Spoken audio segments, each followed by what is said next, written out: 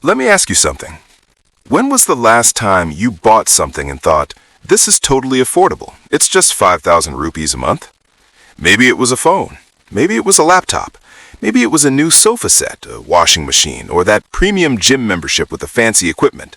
And in that moment, it felt completely logical, completely responsible even, because you didn't blow your entire savings, you didn't swipe a credit card recklessly, you simply spread the cost over time. Small, manageable pieces, easy EMIs. That's the smart thing to do, right? Here's what nobody tells you. That feeling of I can afford this, that comfortable, confident feeling you get when the salesperson says zero cost EMI, no interest, just 12 easy installments, that feeling is one of the most financially dangerous feelings you will ever experience.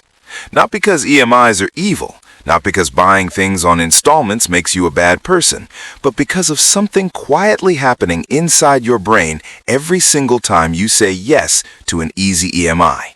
Something that over months and years can silently drain your wealth, shrink your savings, and leave you perpetually broke even when your income keeps growing.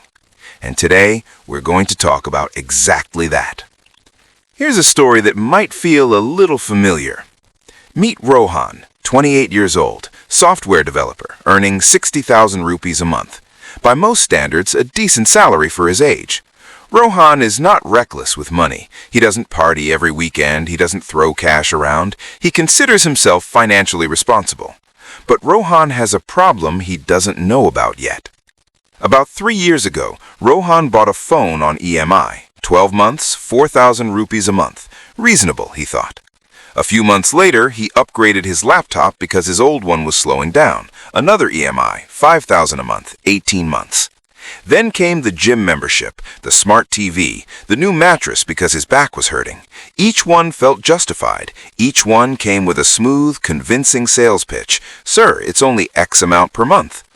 Today, if you add up all of Rohan's active EMIs, he's paying somewhere around 22,000 rupees every single month before he's even bought groceries, paid rent, or saved a single rupee. That's nearly 37% of his income gone automatically every month to things he already owns. And here's the painful part. Rohan doesn't feel broke. He doesn't feel like he's in crisis. He just always feels a little short, like money never seems to stay, like he's earning decently but can't seem to build anything, can't invest, can't save, can't get ahead. He's caught in the EMI trap, and he doesn't even know it. And the worst part? He's not alone. Millions of people are living this exact same financial life right now. So what exactly is going on? Why does this keep happening to smart, well-earning people? Let's break it down. It starts with how your brain processes price. When you see a product that costs 48,000 rupees, your brain does something immediate. It feels the full weight of that number. 48,000. That's heavy. That triggers something psychologists call price pain, a very real, measurable discomfort that our brains experience when we're about to part with a significant amount of money. Studies in neuroeconomics, which is basically the science of how your brain makes financial decisions, have shown that paying for something activates the same regions of the brain associated with physical pain. Paying hurts, literally. But here's where it gets interesting. The moment a salesperson or an app breaks that 48,000 rupees into 12 monthly payments of 4,000 rupees, something remarkable happens in your brain. The pain almost disappears. 4,000 rupees doesn't feel heavy. 4,000 feels easy. 4,000 feels like 4 cups of coffee and 2 dinners out. And suddenly, what your brain registered as painful and difficult becomes comfortable and manageable.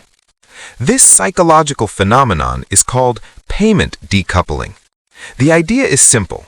When you separate the payment from the purchase, your brain stops experiencing them as the same thing. The product feels free in the moment. The pain gets pushed to the future.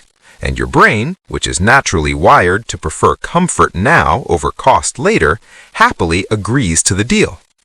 This is not a flaw in your character. This is a flaw in your biology. Every human brain works this way. But here's where this gets really dangerous. It's not just one product. It's never just one EMI. Because the same brain that said yes to the phone EMI uses the same logic for the laptop, and then the same logic for the television, and then the same logic for the furniture, the appliance, the vacation package, the online course subscription, the home improvement loan, the two-wheeler loan. Each individual decision felt perfectly reasonable when you said yes. But when you stack them all on top of each other, which nobody ever thinks to do, the total becomes suffocating. Let's put some real numbers to this. Say you have 6 active EMIs running at the same time. Phone, 3,500 rupees. Laptop, 4,000. Television, 2,000. Mattress, 1,500. Personal loan for travel, 6,000. And a two-wheeler loan, 5,000. Each one felt affordable when you said yes. Total monthly EMI outflow, 23,000 rupees every single month. And this isn't even counting rent, utilities, food, fuel, parents' expenses, social obligations. Now here's the question nobody asks themselves when they're signing up for a new EMI. What is my total EMI exposure right now? Not what is this one new EMI, what is everything combined? Most people have genuinely no idea, because we process each purchase individually, never as a portfolio of financial commitments. We walk into a store thinking, can I afford this 4,000 rupee monthly payment? When the real question should be, can I afford this 4,000 rupee addition to the 20,000 I'm already committed to? That shift in perspective changes everything. Now, let's talk about something even deeper, because the monthly cash flow problem is only half the story. The other half is what EMI culture is quietly doing to your future wealth. Let's think about this carefully. Every rupee you commit to an EMI is a rupee that cannot be invested. It cannot grow. It cannot compound. It's locked up, spoken for, already assigned to something you bought in the past. And this is where the real cost of easy EMIs becomes truly shocking. Let's go back to Rohan. Remember those 22,000 rupees he pays every month in EMIs? Let's say Rohan had made different decisions. Let's say instead of buying all those things on EMI, he had bought only what he truly needed, paid cash where possible, and invested just 10,000 rupees a month instead. 10,000 rupees a month, invested consistently in a simple index fund averaging 12% annual returns. In 10 years, that 10,000 rupees a month becomes approximately 23 lakh rupees. In 20 years, it becomes almost 1 crore rupees. 1 crore rupees from 10,000 a month that he always had but was sending to EMIs instead. This is what finance educators call opportunity cost, and it is brutally, mercilessly real. Every rupee trapped in an EMI payment has an invisible price tag attached to it, the future wealth it could have created but never will. The TV you bought on EMI didn't just cost you 42,000 rupees, it cost you whatever that money could have grown into. The phone upgrade you didn't really need didn't just cost you 4,000 a month, it cost you the compounding returns on that money over the next decade. The EMI trap isn't just a cash flow problem, it's a wealth-building problem. It quietly prevents you from ever crossing the line from surviving to building. And here's the most unsettling psychological insight of all. As your income grows, the trap grows with you. This is called lifestyle inflation, and EMI culture is its most powerful engine. When Rohan was earning 30,000 rupees a month, his EMIs were modest. When he got promoted and started earning 60,000, what happened? He didn't invest the extra money. He simply upgraded his EMIs. Better phone, bigger TV, new bike, fancier furniture, because now he could afford bigger monthly payments. His income doubled, his EMI commitments doubled, his savings remained exactly the same. This is the invisible ceiling that EMI culture builds around your financial life. You keep earning more, you keep upgrading your commitments, and you never actually get ahead. You just get more comfortable in the trap.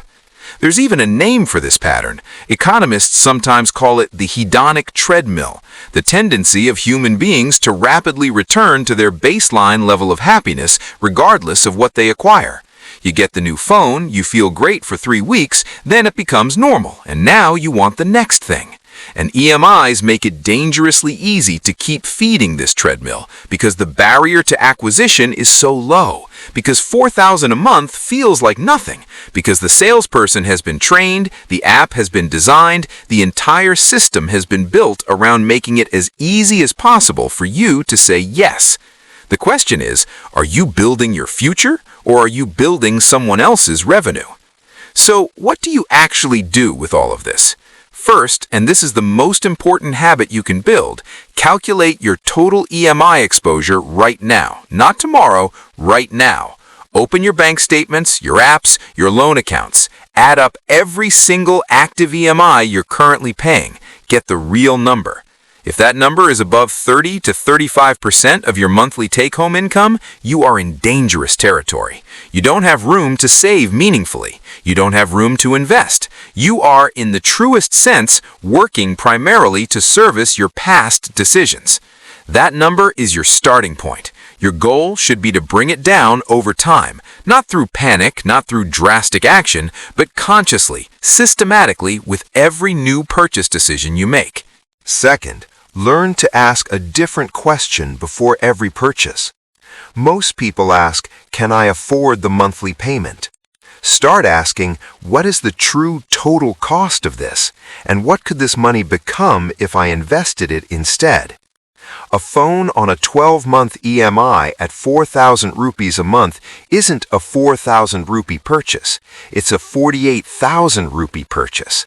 Feel the full weight of that number. Let your brain experience the actual price pain, because that discomfort is your brain's natural, healthy braking system, and EMI marketing is specifically designed to bypass it. Third, create a simple rule for yourself. Many financially disciplined people use what's called the sleep on it rule. Before signing up for any EMI above a certain threshold, say anything above 10,000 rupees total, they give themselves 48 hours before deciding. No purchase in the store, no limited time offer pressure, just 48 hours. What happens in those 48 hours? The initial dopamine of a new purchase wears off. Your rational brain kicks back in, and very often you realize you didn't actually need it. Retailers and financial apps hate this rule, which means it's probably working exactly as intended. Fourth, separate wants from genuine needs. Not all EMIs are bad. A laptop that genuinely helps you earn more money, that's an investment. A productive tool that grows your income is fundamentally different from a lifestyle upgrade that only grows your monthly commitments. Before any EMI, ask yourself honestly, is this making my life meaningfully better in a real, functional way, or am I just upgrading my comfort level because the monthly payment feels small? The honest answer to that question will tell you everything you need to know. And fifth, start redirecting even small amounts toward investment consistently. You don't need to overhaul your entire financial life overnight. Start small. If you can free up 5,000 rupees a month by not signing up for one new unnecessary EMI, invest that 5,000 every month without fail. 5,000 a month, compounding at 12% annually over 15 years, becomes close to 25 lakh rupees. Not because you earned more, not because you found a secret investment, simply because you stopped committing that money to things that don't grow. Here's the thought I want to leave you with. The EMI trap is not about greed. It's not about being financially illiterate. It's not a character flaw.